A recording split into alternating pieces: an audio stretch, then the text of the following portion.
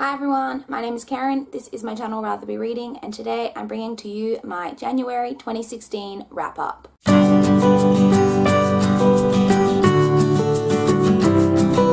I ended up having a pretty awesome reading month in January. I ended up reading 31 things, which was made up of 24 books, 4 graphic novels, and 3 children's books.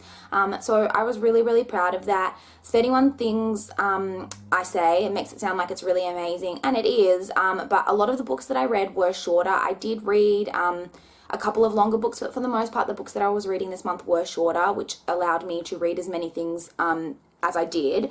I read a total of 9,132 pages, though in the month of January, which is totally awesome. That equates on average to just under 295 pages per day, which I'm really proud of that. I think that's a really good accomplishment. I can't believe that I read almost 300 pages, like on average every day in the month of January. Like, that's pretty crazy, so I am really proud of that. Of the books that I read, 7 were ebooks, 4 were audiobooks, and 13 were physical books. 16 of the books, of the total 31 things that I read, 16 were from my library and 15 were things that I owned. I said in my 2016 goals video that I wanted to, on a month-by-month basis, read more things that I owned than from the library. So technically I failed on that this month, but I'm not sure whether to include audiobooks in that number, because I'm actually listening to audiobooks at times when I couldn't be like actually physically reading, and I don't want to spend money on audiobooks, so they're always going to be ones that I get from Overdrive. So I'm not sure whether to include those in that stat, so I am still pretty happy with that number. The longest book that I read this month was 613 pages, and the shortest book was 99 pages, which I guess technically would probably make it closer to a novella. The highest rating that I gave this month was 4.5, and the lowest rating that I gave was a 1.75. My average star rating for the month equaled out to 3.31, which is pretty low, I think. So obviously I had a really good reading month in terms of quantity, but not necessarily in terms of quantity. I'm fine with that though. I wanted to read all these books and now I've read them. If it turns out that I didn't like them, and obviously I didn't know that going in, so I'm still like really happy with what I read. So yeah, so I have covered the first 14 books that I read in the month in both my January mid-month wrap-up and my hashtag TBR Takedown 3.0 wrap-up. So I'm not going to be speaking about those 14 books. I will link those videos for you guys to check out, but I will just be talking about the rest of the books that I read from the 16th through the 31st of January, which is, I guess, 17 things, which is really crazy. So this video is probably going to be a bit lengthy, for which I apologize, but let's just jump straight in now that I've got through all those kind of statistics, and let's talk about what I read in the second half of the month. First off, we have The Chosen One by Carol Lynch Williams. This is a book that follows a girl who is living in a cult, and she is then basically the like prophet or whatever of this cult. Says that he has foreseen that she is to marry her, like, I think he's like 60-year-old uncle who already has like 5 or so wives or something like that. So the story just kind of like kicks off from there. I mentioned recently in my top 5 bookish buzzwords that cult is a buzzword for me. I really enjoy reading books surrounding cults. I just think it's a like subject matter that is really interesting, and I did mention in that video that I am normally disappointed by them.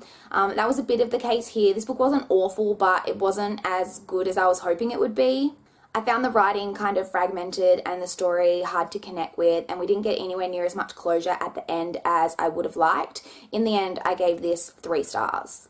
Next, I picked up Dead Over Heels by Charlene Harris. This is the 5th book in the Aurora Teagarden series, which is a kind of cozy mystery series following the main protagonist of Aurora Teagarden. She just kind of stumbles on kind of mysteries and crimes in her small town down south in America, and these crazy things always happen to her, and she's always trying to solve these crimes, basically. I enjoy this series, but I have some real problems with it as well, which was the case again in this book. This book just has too much detailing of the real mundane aspects of her life. It's been a real like gripe of mine across the whole series.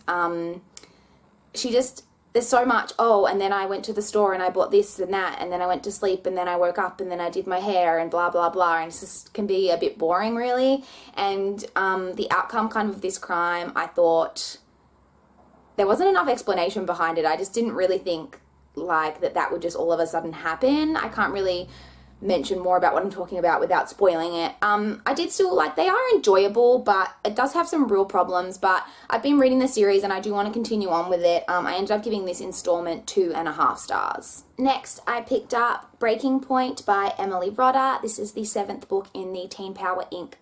/ Ravenhill mystery series. This is, I've mentioned several times on my channel now, it's just a childhood series that I read when I was younger that I've been rereading now and really enjoying. This one follows the gang as they take a job for a mystery writer, kind of helping him write his story as he's broken his arm, and then some creepy things kind of start happening. The story seems to be following, like, what's happening to them.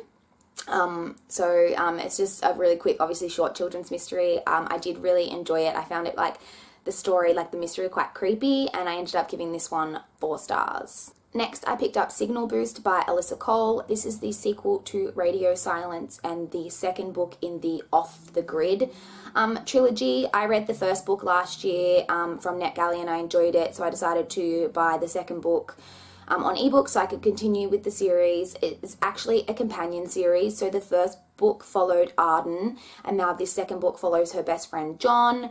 One of the things I will say about this series is it has really, really great diversity. The first book followed Arden, as I said, who is an African American main character. She had a love interest who was Asian, he's Korean, and her best friend is also Korean. This book follows her best friend, as I said, who is also Korean, and it also deals with LGBTQIA plus themes, which is really great.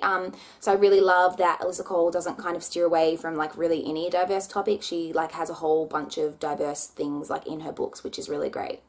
This series follows, it's like kind of a post-apocalyptic new adult series. It is definitely new adult, so keep that in mind. It does have some racier scenes in these books, but it follows basically all the power has been wiped out in the entire United States, and they think the entire world, and so obviously there's a lot of repercussions of them having no power, and a lot of crazy stuff is going on. And one of my complaints in the first book was that I felt we really didn't get enough explanation of what was happening with the kind of post-apocalyptic issues and, like, why it had come about. And it's a bit of my issue in this one as well. We still didn't get as much explanation as I would like, especially around events that kind of happened at the end of this book. I just kind of wanted more from it.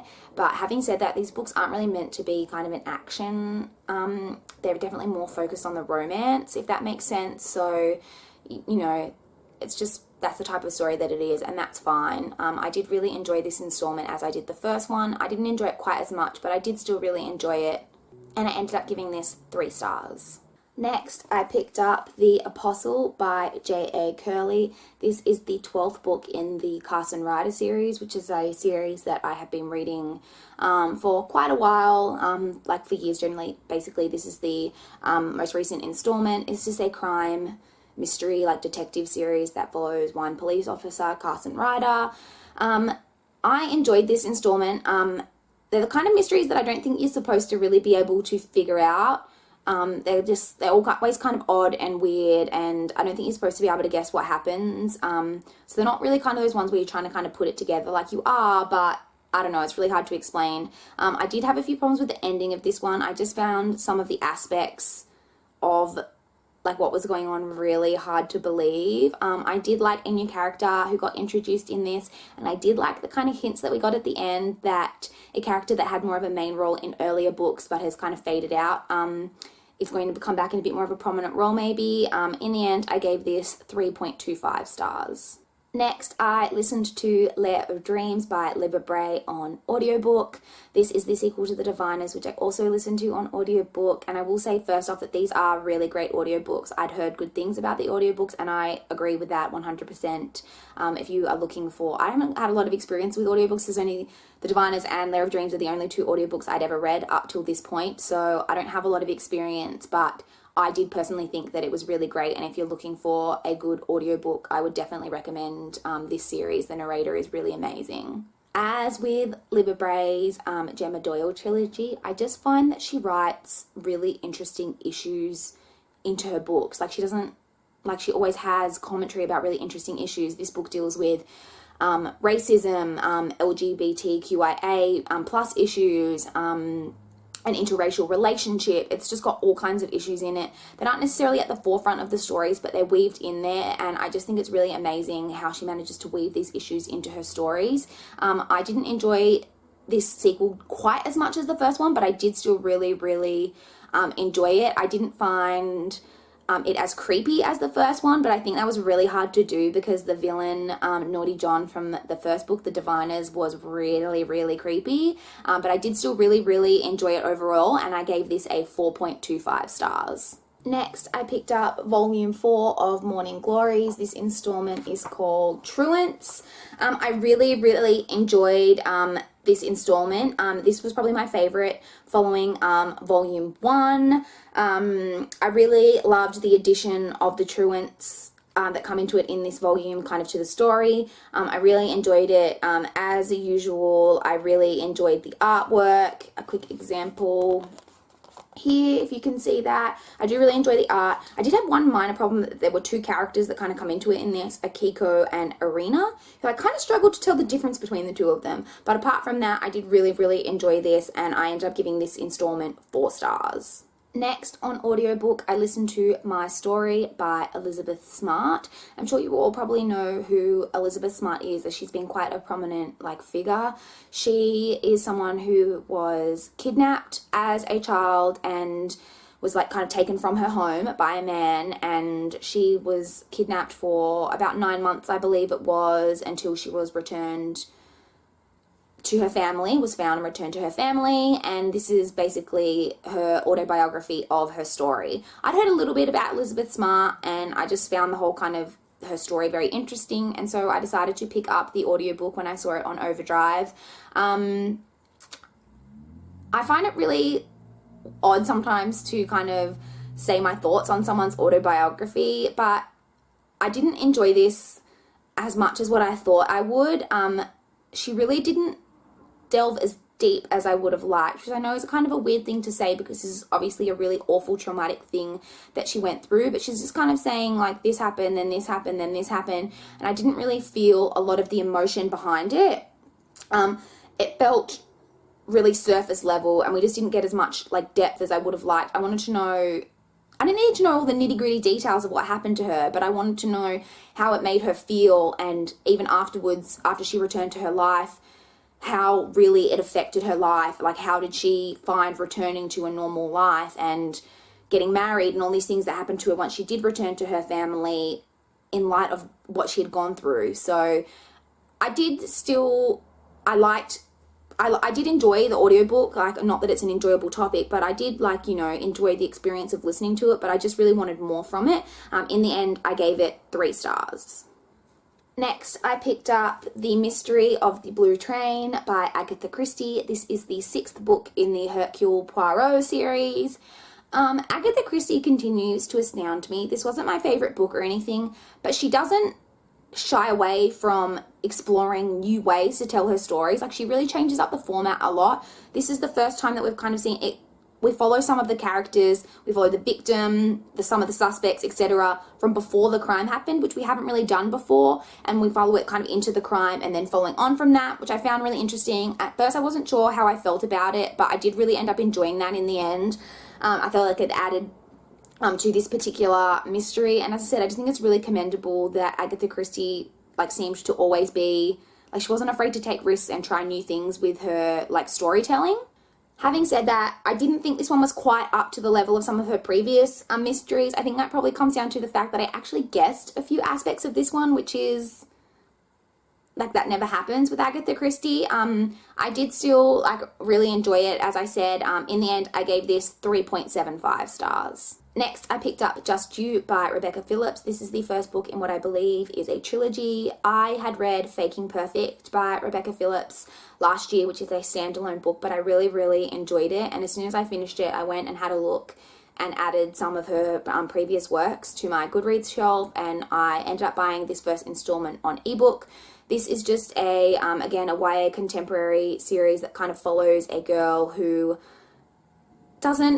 thinks all men kind of are not great. Her parents have gotten divorced after her dad basically had an affair and then has left them for this other woman, and she's been cheated on by boyfriends in the past, and she just overall doesn't have a real great, things to think about relationships. And then she meets this guy and the story kind of goes from there. I did really enjoy this. Rebecca Phillips just writes kind of teenage crushes / like first love like really well. She really just portrays that kind of butterfly in the stomach feelings like really well. Like I really feel it when I read her stories.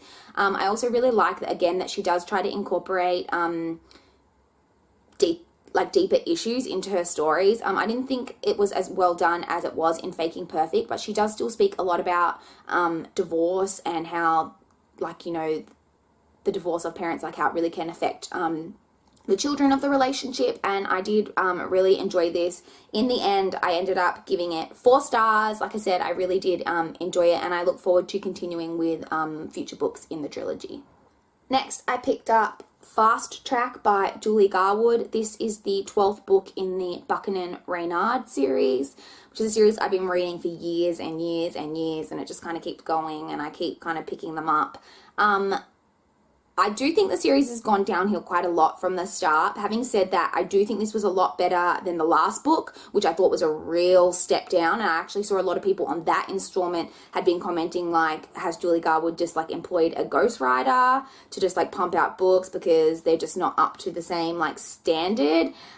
Julie Garwood has also written a lot of historical romance, but this is kind of her more contemporary romance series. I've read all of Julie Garwood. Like, I've read every book she's ever written, and this is just the last one in that series. As I said, I did enjoy this more than the last one. It's just really a typical kind of, it doesn't add anything new to the genre, but it was enjoyable. The romantic lead is your typical possessive, jealous, but I did like that the main female lead is, like, gives it back to him a lot. It was just an enjoyable romance, and yeah, I enjoyed it.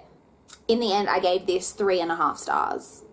Next, I picked up The Secret of Banyan Bay by Emily Brodder. This is the 8th book in the Teen Power Inc. / Ravenhill mystery series.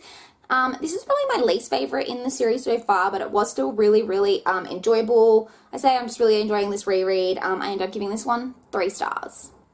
Next, I picked up, oh God, I just hit myself in the face, Fallen Hearts by Virginia Andrews. This is the 3rd book in that Castile series. These books are just like legit a soap opera. This book even has a really common soap opera trope in it, which I won't mention exactly what it is because it is a bit of a spoiler technically, but oh boy, like this is just drama, like over and over, and it just, I found parts of the story really unbelievable as usual. I've never really liked a particular character like right from the beginning, and he's in this book again and I liked him even less in this. I actually really started to dislike Heaven, the main character, a bit less in this, and overall I just didn't really enjoy this that much. There are 2 more books in the series, but I understand that the next book actually, it follows new characters. I believe it follows Heaven's child, so I will continue. If it didn't follow new characters, I probably would have just given up here because I really didn't end up enjoying this very much, but I will continue because it is new characters and hope that it kind of gets a bit better from here. I ended up giving this 2.5 stars. Next, I picked up Touched by Joanna Briscoe. This is a book that I was approved for on NetGalley, so thank you to NetGalley and the publishers for approving me to read this one. This is described as being like a creepy story about a family who moves into this house, and the house is kind of resisting attempts at renovations basically, and then this woman's children, her daughters, start to go missing, and that's kind of like what it says in the synopsis. I really didn't like this. Like, I really didn't like this story at all, basically. I found parts of the story extremely hard to believe. I didn't find it creepy at all. I didn't relate to the main character. I thought she was an awful mother. I just really I just really did enjoy it, basically. In the end, I gave it 1.75 stars. I didn't give it a 1 star just because I can really see how this would be the type of story that a lot of people would enjoy. I didn't enjoy the writing in it. It just really didn't have a lot for me, but I can see that a lot of people would enjoy it. So I gave it a 1.75, but yeah, it just really wasn't for me. Next, I picked up The White Rose by Amy Ewing. This is the sequel to The Jewel, which, as you may know, I am one of the few people who really enjoyed The Jewel. I gave The Jewel 5 stars. I didn't enjoy this quite as much. I did still really like it. A lot of people have a problem with the relationship in this story, and while I don't have as much of a problem with it as other people do, I did really like that it kind of took a back seat, I felt, to the friendship in this story, which was really great. I really enjoyed the friendship between Violet and Raven, and I just thought it was done really well in this story. I just really love them. This story really started with a bang. There is something that happens right at the start of this story that cut me to the core. It was awful, but I really enjoyed it. As I said, there's some characters in here that I really enjoyed. There was an event kind of that happened at the end that I wasn't sure if it was supposed to be shocking, because I personally didn't find it shocking at all, but I didn't need for it to be shocking. The first book ended on kind of a cliffhanger and a shocking moment that really did get me, and this one didn't, but I don't need for each book, like in a series, to end on a cliffhanger. So I really enjoyed this. As I said, I gave it 4 stars. Next, I picked up volume 5 of Morning Glories. This one's called Tess. Volume 4, as you saw me say earlier, was really great and was just as good as volume 1 in my opinion. This was my least favorite installment so far. I just feel like at this point we should start to get a few answers on some of the things, because this story introduced a lot more kind of new stuff, but we still don't have answers on any of the old stuff. And I just feel kind of like at this point there's now kind of a bit too much going on, and it is getting like a bit too confusing at this point. I know it's supposed to be confusing, but I just feel like it's gone maybe a step too far in this installment. I did still enjoy it, and I do still really enjoy the art. I'll show you again an example, because that seems to be what I do in these videos. So you've got that there. I do really enjoy the art, although I did have a slight problem in this one, that there is a character in this, Mrs. Darramount, who to me looked really different to how she's looked in the past in this one, and I don't know if that was intentional or if there was a reason for it, because I'm confused as to what's happening. So I gave this 3 stars. I will continue on with the series. I hope it picks up a bit and we start to maybe get a few more answers in future installments, because at this point it's actually getting really hard to follow what's going on, because there's just so much happening and I don't got a clue as to any of it. But yeah, 3 stars. The final book I completed is The Last Academy by Anne Applegate. I actually listened to this on audiobook. It's not a book I'd ever heard anything about, but I was just scrolling through kind of the YA section of Overdrive looking for something to read, and I saw this and it looked interesting, so I decided to give it a go. This book follows a girl who goes to a boarding school. Buzzword again. Right there, love me some boarding schools, and a lot of strange things are happening at the boarding school. A student goes missing and the teachers don't seem too worried about it, and it's just weird things are happening, basically. I really didn't end up enjoying this very much. Basically, the overall feeling that I came away from this story with was uncomfortable. Parts of the story, especially when you get to kind of the explanation at the end, parts of it just made me feel really uncomfortable. Like there were scenes in this that are just weird, and I didn't enjoy it overall. I can see how some people would enjoy it maybe. It was also a bit younger than I was expecting. She's actually entering her first year of high school, so I guess she'd only be like about 14 years old, which is a bit younger than I was anticipating going in. Like I say, overall it was just a bit disappointing for me. I didn't really enjoy it. In the end, I gave it 2 stars. So those are all the books that I read in January. Apologies once again that this video is so long. I mean, I don't know exactly how long it is, but I can imagine that with me talking about 17 things that this is going to be pretty lengthy, so I apologize. I would love to talk to you guys if you've read any of these books or what you read in January. My favorite book that I read in January was definitely The Diviners by Libba Bray. That was my highest rating. I gave that 4.5 stars. I really, really enjoyed it. What was your guys' favorite book you read in January? I'd love to chat to you about that in the comments. Please like this video if you liked it. Please subscribe if you want to see more. But that's all I've got for this video today. Bye, guys.